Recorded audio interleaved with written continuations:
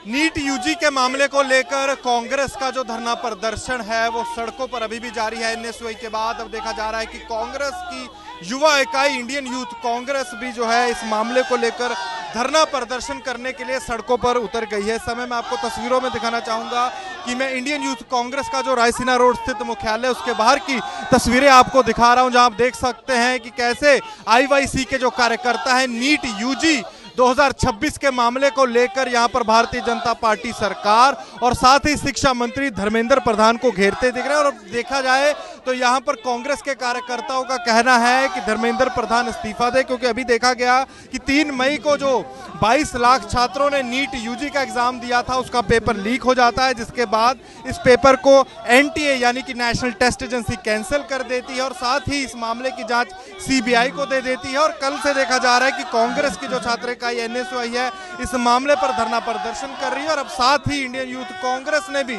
इस मामले को लेकर धरना प्रदर्शन करना शुरू कर दिया। मैं तस्वीरों में आपको दिखाना चाहूंगा कि कैसे हाथ में तख्तियां लेकर यहां पर जो युवा कांग्रेस के कार्यकर्ता हैं इकट्ठे हुए हैं। तख्तियों पर आप पढ़ सकते हैं 22 लाख सपनों का सौदा बंद करो। साफ तौर पर प्रधानमंत्री मोदी और शिक्षा मंत्री धर्मेंद्र प्रधान पर वो अपना जो हमला कर रहे हैं हाथ में तख्तियां लेकर, कहीं ना कहीं वो बड़े सवाल पूछ रहे हैं शिक्षा मंत्री धर्मेंद्र प्रधान से कि ये जो पेपर लीक क्यों हुआ, इस पेपर लीक के क्या कारण थे। एनटीए पर भी जो उनका विरोध प्रदर्शन है वो चल रहा है और कल देखा गया कि एनटीए के दफ्तर के बाहर भी जो एनएसयूआई के कार्यकर्ता थे, छात्र इकाई के जो कांग्रेस की छात्र इकाई के कार्यकर्ता थे, धरना प्रदर्शन करने के लिए इकट्ठे हुए थे। और तस्वीरों में आपको दिखाना चाहूंगा कि अभी अभी धर्मेंद्र प्रधान शिक्षा मंत्री का जो पुतला है वो आईवाईसी के कार्यकर्ताओं द्वारा फूका गया है। और साथ ही मैं आपको दिखाना चाहूंगा कि हाथ में तख्तियां लेकर जो अभी भी धरना प्रदर्शन है कार्यकर्ताओं का यहां पर चल रहा है। और कांग्रेस का कहना यह है कि जब तक धर्मेंद्र प्रधान इस्तीफा नहीं देते तब तक जो उनका धरना प्रदर्शन है वो ऐसा ही चलता रहेगा।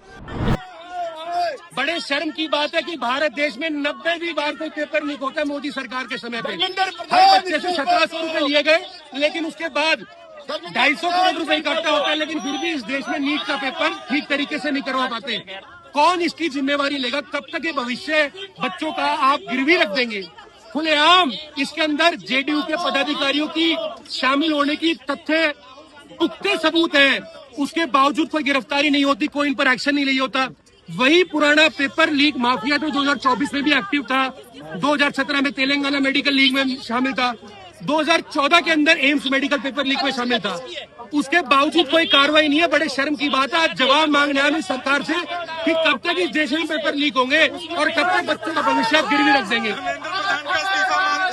धर्मेंद्र प्रधान का इस्तीफा तुरंत प्रभाव से हम लोग मांगते हैं और उसी के साथ ही एनटीए को डिसॉल्व करके एक सुप्रीम कोर्ट के जज की कमेटी बनाकर आप एक ऐसी कमेटी बनाए जो देश में पारदर्शी रूप से पेपर करवा सके। कैमरामैन अश्विनी हेलन के साथ अनमोल नाथ बाली की दिल्ली से रिपोर्ट।